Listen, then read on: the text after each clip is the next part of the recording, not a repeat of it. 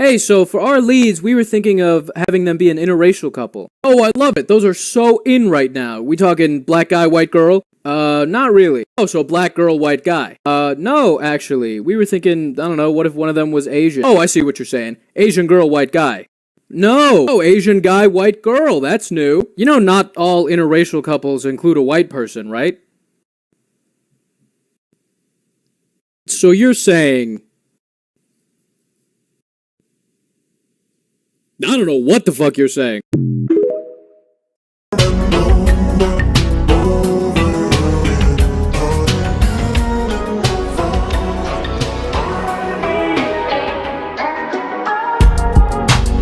Keeping it real.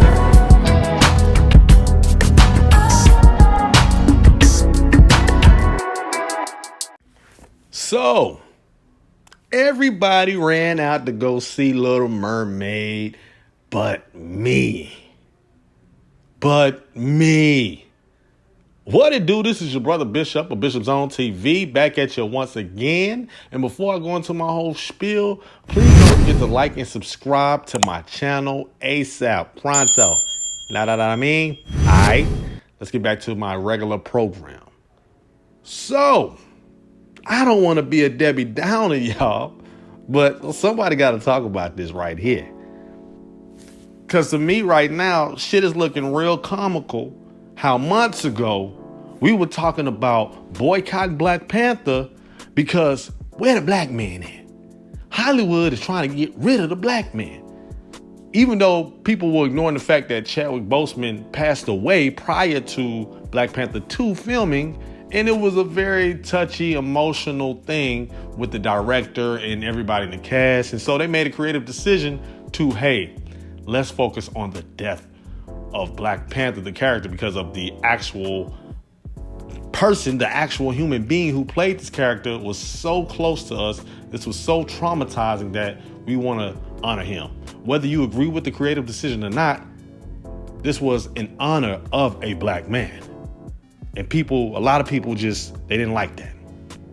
Meanwhile, we have Little Mermaid. And this is Disney's second time focusing on a black princess. And not only is this Disney's second time focusing on a black princess, but this is Disney's second time pairing a black princess with a non-black love interest. Yes, out of 61 feature films, Disney has only had 2 films about black princesses, and ironically, 2 have been paired with non-black love interests.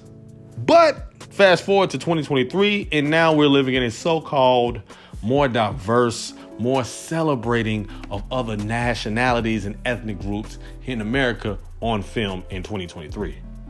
And black people are rushing to consume this type of bullshit lie.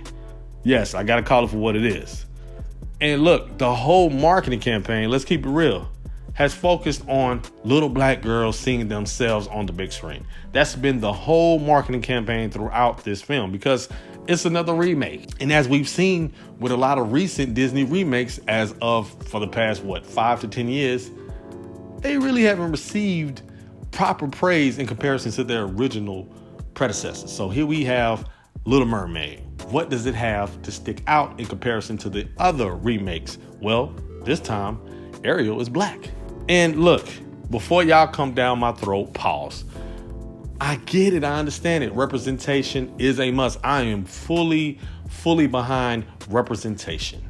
I have 2 black daughters myself, and I would love to see more black representation, more black female roles presented on the screen so they can see something big on TV screen and attach themselves to it, at least through some type of influence, imagination. When you see these things, because you're already watching TV as is, but when you see these things on the big screen, it just makes it seem larger than life. And you see a part of yourself that, hey, look, you might not have even imagined before. Now, you too can be on the big screen, or you can be a mermaid or whatever. So I understand how representation works, and I do empathize and I push for representation. I believe there's more stories that need to be told from different perspectives, no matter what nationality or ethnic group or even what type of identity you choose to go by. I fully support them. So why do I have a problem with Little Mermaid? Simple. Even though they decided to cast Halle Bailey, a black woman, as the lead role, Disney still decided that a love interest should be a white man. Yes, a white man. And look, I know some of y'all gonna say, what's wrong with that? What, are you against interracial relationships? No, swirlers and divestors, I am not against interracial relationships. I'm not against depicting interracial romances on screen. It exists, it's real. I'm all for pushing reality to some extent on the big screen. No problem with that. But what I find funny is that this film industry can talk about how they're making progress and pat themselves on the back for bringing in diversity, yet white men continue to dominate these heroic and love interest roles in Hollywood. Gotta call it out. I mean, let's break down Little Mermaid, for example. So the love interest opposite of Ariel, which his name is Eric, he's a white man who is adopted by a black queen. God damn, this is the problem I have. He is adopted by a black queen. So they understand how representation works. They understand that not only is Ariel black and how triumphant that would be, but let's also add a black queen in the mix. That's double indulgence of representation. Yet when it came to her love interest, instead of making this queen have a king and have a son, or even be a widow and have a son who is a prince in the making, a black son, they decided to go with an adopted white male. So they went over and beyond to not cast a young black actor to be her love interest, and instead they chose a white lead romantic role. That's a problem. I mean, what is it? I mean, come on, let's be honest. Because what? Adding a black male would just make it a black film, and you know audiences don't want that. They want to have everybody come into this movie. So we can't just have two black people be opposite of each other, because then that just would seem like Soul Mermaid instead of Little Mermaid, or it would be Little Mermaid instead of Little Mermaid. Yeah. And look, it's not just this movie, but it's a long list of movies, even to this day, that can't let go of the white romantic and heroic lead opposite of white women or women of color. Again, Disney, Princess and the Frog. So was this prince in the film supposed to be Creole? Like, I didn't understand it. I get it is New Orleans, but why did they make him ambiguously, right? But why did they make him ambiguous looking, right? I didn't get that. Why was that the decision? And then the actor who voiced the prince in Princess and the Frog was a white Brazilian actor. And look, I understand there are black males who are considered sex symbols and heroic figures in films. You know, Michael B. Jordan's, Idris Elba, Daniel Kaluuya, John David Washington, Anthony Mackie, Jonathan Majors. Well, I can't say Jonathan Majors because Jonathan Majors, he got some shit going on right now. And you know, you just had Chadwick Boseman, rest in peace. He was also a lead role that played a heroic figure in a film, and he is a black man. He was a black man, rest in peace once again. And I'm only talking specifically younger black male actors, not seasoned black male actors like Forrest Whitaker, Denzel Washington, or Samuel L. Jackson, and what have you. And I'm just going to be honest. I'll give you some credit where credit is due. Jay Ellis and Kendrick Sampson have played leading roles opposite of non-black women in romantic roles.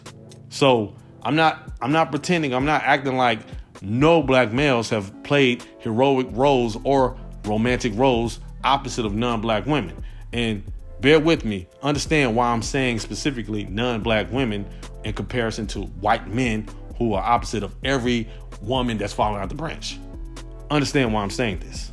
Also to note that Jay Ellis and Kendrick Sampson, even though they played those lead roles, those films went straight to streaming. They were not big budget theatrical releases. And that's my point. An industry dominated by white men behind the lens and in the offices are still pushing the image of white saviors, all while claiming they're diverse and all inclusive. Come on now. Look, and for the record, I'm not even advocating for black men to be the love or heroic interests. I'm just tired of seeing the white men leading the way, all while the nation pretends we're moving forward with representation on the screen. I mean, shit, Eric could have been Southeast Asian, Native American, Indian, Galupaloops, Kapurats, and all kind of other nationalities on the rainbow. He could have been anything but white, yet they still choose white people or white men to be the lead roles. That's the point I'm trying to make. Hollywood does not want to let go of the white savior trope. They just don't. They've shown time and time again that they're willing to push this quote unquote diversity only if the love interest is white. Other than that, we're not pushing it. If he's Indian, we're not pushing it. If he's black, we're not pushing it. If he's Korean, forget about it. And if they do push it, it has to focus solely on this being an interracial movie instead of just being the norm, like what we see in Little Mermaid. Which leads me to Miss Amandla Sternberg. Yes, Amandla Sternberg in her cinematic universe.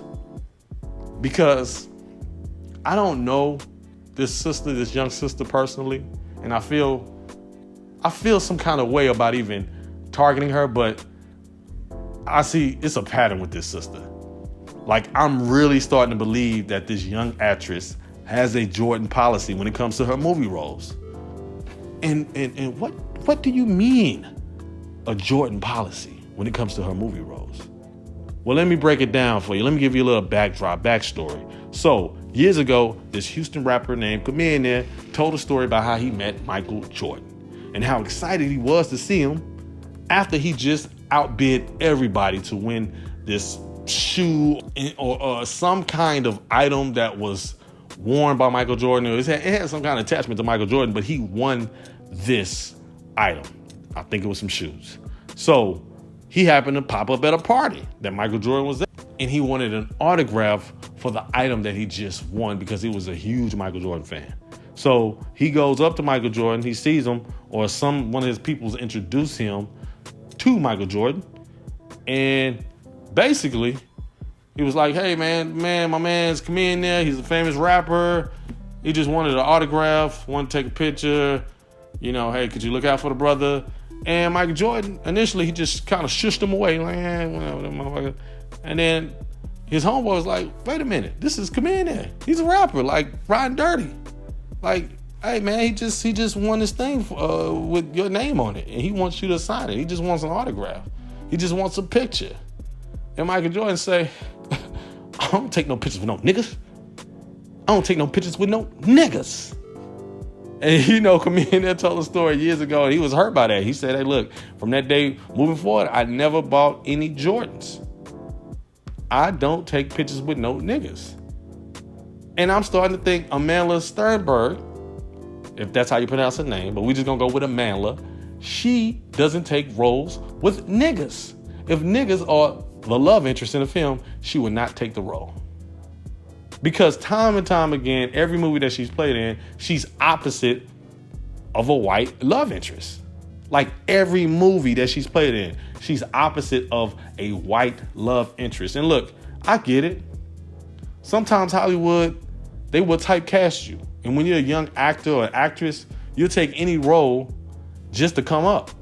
So maybe she hasn't been presented with that role because Hollywood tends to put biracial women against a lot of times either ambiguous looking lead roles or lead love interests or heroic characters, or they put them against white guys. They tend to do that time and time again. But you would think someone such as herself, who proclaims to be so self-aware of racism, especially in Hollywood and just abroad, that she would at least turn down some of these roles that depict white men as white saviors, here to save the damsel or the damsel in distress. You would think, because she's very outspoken, yet she takes these roles. I mean, goddamn. She took the role in The Hate That You Give, or The Hate You Give, whatever that movie's called, but it's like a pro-black type of film, a Black Lives Matter slogan film. And even in that film, where she's a black activist, her love interest in the movie is a white guy. He's a white man. And not to mention, she has another movie called Where Hands Touch, where her love interest is not only a white guy, but he's a Nazi white guy. Yes, a Nazi. That's the ultimate whitest of the white. Pure white. The white superior race. A fucking Nazi. And for some reason, that's not being talked about enough. Again, a Nazi, y'all. That's her love interest. I mean, damn, I can't wait to see her latest film that comes out when she falls in love with a slave master with a change of heart. Master, I love you, baby, by Tyler Perry. It's gonna come. It's coming. Master, I love you. I can't wait to see that in 3 goddamn D. We cannot pretend that this is moving forward. We cannot pretend that this newfound diversity and inclusion is a step forward in the right direction until we address the white savior trope in the room. That's the bottom line. And I'm gonna sit this one out, Chief. And I understand that my daughter went to go see the film. I understand that my wife, she was excited because she was a big Little Mermaid fan. I get that. Yes. Yes. Yes, sisters. Yes. But I'm sitting this one out. So I don't know if you agree. If you do agree, please let me know. But I feel like somebody got to say it. And you know, I don't have no problem saying any goddamn thing. So with that said, please don't forget to like and subscribe. And until next time, holla.